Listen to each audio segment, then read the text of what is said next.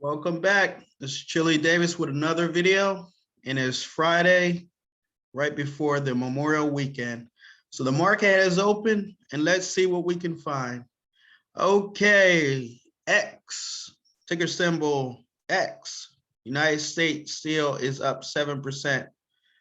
Our second ticker symbol CLF, Cleveland Cliffs, is up 6%. Our third ticker trading at Ford is up 5%.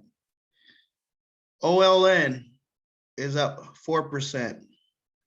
GM General Motors Company is up 4%. And what we'll do one more. Camping World Holdings is up 3%. So these are the 3-4 stocks that are up here in regular trading hours. This is Friday, May 27th. And if you need some free stock or like some free stock, you have the Webull link and Robinhood below.